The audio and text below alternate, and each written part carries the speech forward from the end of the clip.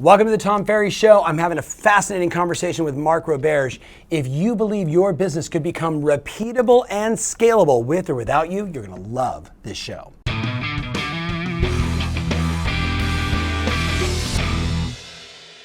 Hey, so welcome to the Tom Ferry Show. Really excited to have Mark Roberge. He was a part of a company called HubSpot for 10 years through the IPO, left in 2014. But, was it before then that you wrote this extraordinary book? Last 2 years there, you bet. So first of all, thank you for just being on the show. Thanks for talking to all these incredible real estate agents and mortgage people and, a lot of people just in sales. So Mark, you wrote this book. I remember getting exposed to it, I want to say 2 years ago. And I'm not a book of the month club, but I read a lot and I study a lot, probably as you do. But when I read this book, I immediately called my head of sales. I immediately called my head of marketing. I immediately called my COO and said, the three of you need to read this book immediately, because there was something inside there, not only as an investor, but as an operator, when you're talking about creating repeatable and scalable sales practices, and that how could you identify who's going to be an effective salesperson, who's not going to be an effective salesperson, the data side of selling, which nobody prior to this that I've been able to find was able to articulate it in a way that every one of us could do. So just, first of all, I wrote down this question, like, where did all this come from? Give them the backstory. Just sold it. What else am I going to say, Tom? I mean, I should just bring you with me. I could sell you hard money, because let me tell you right now about a lot of these books. I just gave this to 200 of my best clients. Nice, that's great. So what's the origin of the book? Maybe give them the backstory so they understand why I'm so passionate about it. Kind of a funny story and serendipitous of why I sold it. I was at one of our big inbound conferences for HubSpot. We've got great speakers that come out. One of my favorite sales authors is Jill Conrath, who's wrote a bunch of great books. We had breakfast today. She heard my story building out the sales team at HubSpot. She took a piece of paper out and said, "The Art and Science of Sales" by Jill Conrath and Mark Roberge. I want to write this book with you. Yes. And how often does a best-selling author say, "Listen, I'll walk you into my publisher." I'm like, "All right, fine, I'm writing a book. Let's do this." So I write a sample chapter. She writes a sample chapter. She comes back to me. She's like, "This is an awesome chapter. I'll write the second book with you. You have to write this book yourself." And that's how it started. So, I wouldn't have done it if I didn't believe in the long-term promise. Sure. And really what was happening at that time was I would spend all my commutes in and out of work on the phone with salespeople, sales leaders, entrepreneurs, et cetera, who had the same questions about how to build a modern sales team. And it's just, the book was obvious. It was just like, the same questions, same answers. They'd call me 2 months later and be like, "That was really worked." It worked. And so, now what next? Yeah, what do I do now? Business, sales, entrepreneurship has given me so much that, at that point and since leaving HubSpot, that's really the theme around everything I invest in professionally is around just trying to contribute to the business community, entrepreneur ecosystem through the lens of sales. And this data-driven model was just something that I luckily stumbled into, and it was the right time, right place, the right time. And it was a great opportunity to codify that for salespeople and entrepreneurs. So for the people that are watching that don't know, you were really born to be a salesperson. Your whole high school experience was sales. Your college was like, you were like destined to go in sales, right? Absolutely not.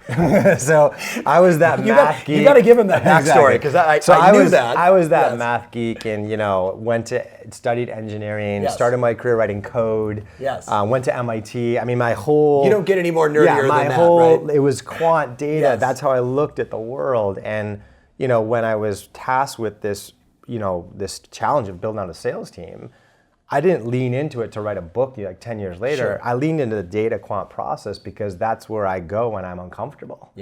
And like I said, I was just really lucky that we were just hitting a tipping point as a business community from how do I capture data to what do I do with all this data? Because the technology got better, and there are certain elements that are happening in sales ecosystems. So I was just really blessed that everything that I'd experienced professionally up until that point gave me a huge advantage in that journey. Beautiful. So I wrote down a couple questions that maybe for, certainly you guys know I want you to buy this book. It's extraordinary, especially when you hear what he does with the money. What would you say would be the most important? So they're in sales, right? And there's some sales managers, some sales leaders, some team leaders that are watching, some executives. But let's just say the vast majority of people are in sales. What is the most important thing you want to drive home for that person in sales inside of this book? Yeah, so I'm going to steal two of them because this really summarizes the big change that's happened in sales in the last decade. Number one is we can just be more data-driven in everything we do in selling, from the way we hire to the way we manage to the way we train people to the way we generate demand for ourselves.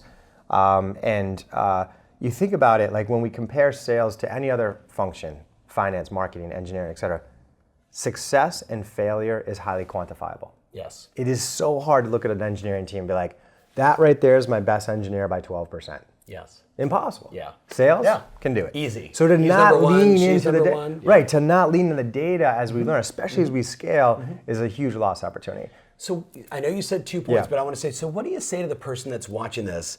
I have been advocating for as long as I can remember, 1991, right? Early days of business coaching, telling people, if you track and measure your numbers, you can make better decisions. And I wasn't thinking quant and qual back then. I was just thinking, it's important that if you make 10 calls, you get an appointment. If you go on 2 appointments, you get a listing. If you get 2 listings, you make a sale. Like, it's math. And yet, there is, my hallucination is the vast majority of people that are in that selling situation don't have a lot of interest in tracking and measuring their numbers. They kind of roll the dice. So speak to the camera, like, what words of wisdom do you have? Maybe hearing it from an outsider coming in, they're going to finally say, okay, I'm going to do it. Do you want to sleep at night better? I mean, believe me, yes. One of the hardest professions in the world is carrying that quota. Yes. Because it's just, there's so much outside of your control. Yep. This is an opportunity to get a lot more control back. Bingo. Sleep, focus on your kids. Yes. Just know that you're going to hit your goal. And not every month will be the same, but the numbers over time will work itself out. And it's a great way for you to understand how to get better. Okay, so what was the set? You said 2 major points. Yeah, the other one is just, we underappreciate how, the internet has changed our buyers and their empowerment. And that changes a lot about how we sell. I mean, sales, traditionally before the internet, et cetera, buyers had to talk to a seller to find out about a product, to figure out whether they wanted to buy, how much it was, what the competition looked like. Today they don't. And that especially is true in real estate. I mean, how much can you find out about a property or a house without an agent? That completely changes the seller-buyer relationship. And as buyers, we have to step up and not just be product pushers, but really be able to connect with that buyer and message the offering in a way that a website or something online couldn't. Yes. And it changes a lot in how we actually approach them as sellers. So I want to come back to it. And by the way, when he says sellers, he's referring to us as salespeople, right? Because they're going to be like sellers, like someone that's trying to sell their house, right? So sellers as in you. At HubSpot, you guys really revolutionized, really brought to market what we would now refer to as content marketing, the things that myself and Gary Vaynerchuk and so many other people are proponents of and have been doing forever. Are there any things that you would be doing differently or recommend? I mean, I tell them, Facebook Live. We know video first marketing, right, as an example, but never underestimate the power of blogging and then audio podcasts and just get the message out in as many ways as possible. But you sat in sort of the epicenter of it all. Share with my audience, what are some 2, 3, 4 things that you see are different, better? Yeah, I think especially for real estate agents that I network with, I think the one biggest issue that I see that they don't take advantage of or the opportunity is not just being selfish about the content, not just be like, look at me, look at my properties, look at my content, but honestly doing that 1/3 of the time and 2/3 of the time promoting other thought leaders in your region. So that's one of the biggest issues with real estate is you're not trying to sell to everyone in the country. You're trying to sell to everyone within 10 miles of you. And so you've got to localize the effort. And one of the best ways to localize the effort is make a list of the 10, 20, 50 people who have a following in that area. It could be a hot bar, it could be the mayor of the city, it could be a hot journalist for the local paper. Promote their stuff, promote their articles, promote their events. And that does a couple things. Is number one, it establishes you as sort of like a communication channel that everyone can just look at to be like, what's going on in my town? Exactly. This guy or this woman knows what's going on. And the other thing is it creates favors from the people that matter. So that when you create a good piece of content, hey, that mayor, that journalist, that hot bar will also promote it to their people because you promoted their stuff. Bingo. And so that's one of the biggest deficiencies or opportunities I don't see a lot of real estate agents going after. I love that. That's a great. I got one of the top agents in the country sitting right over here going, nice. I'm going to start doing that. There you go. What are your thoughts? So you said sort of 1/3, 2/3, which I really like that thought. What's your thoughts on, as we're creating content, how often should we be asking them to, hey, come check out my website, or here's a true offer versus just purely, I want to just deliver value? Have you found there's a formula in your, like, I've been doing the Tom Ferry Show for 5 years. I don't ever ask them to do anything. I don't know what the percent. It's definitely not 50-50. It's more swayed in giving value. I don't know if it's 20% or 30% is the harder asks, and 70-80% is just complete value add. And honestly, like you usually can wait. The true hard asks can be a little further down in the buying journey. So the first, like the Facebook, the first introduction, even some of the homepage stuff that they get introduced to is more like education, information, trends on this particular town, let me help you. And then once they engage, then it's kind of like, hey, what about this property? Or hey, would you like to make an appointment? Good. So it's just altering the ask with where they are on the buying journey. Yes. I love the whole buying journey conversation. But so a lot of us, we need to do more research there and give you guys more insight. Cool. Not us, but we gotta put that out there. So one of the things that stood out for me inside the book, and having 85 salespeople inside my business, but having over the total of my career, probably working with like 500 salespeople that worked for me, not sales agents, real estate agents, is trying to figure out who's gonna make it and why. And you put together something inside the book where you talked about sort of the 5 traits of great sellers, great salespeople.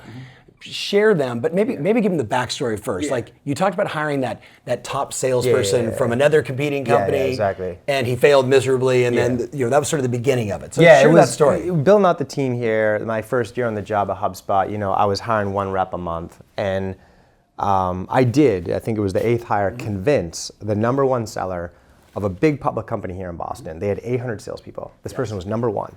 And they just thought we were the next hot. I mean, we were 15 people in a garage across from MIT. Like, I don't know what, but they were like, you're the next hot thing. I'm coming. Yes. I'm quitting my hot job and coming to you. And I was like, great, roll the red carpet out, come teach us to sell. Yes. And they didn't do great. Yes. I mean, they weren't the worst, but they didn't do great. I was like, what the heck?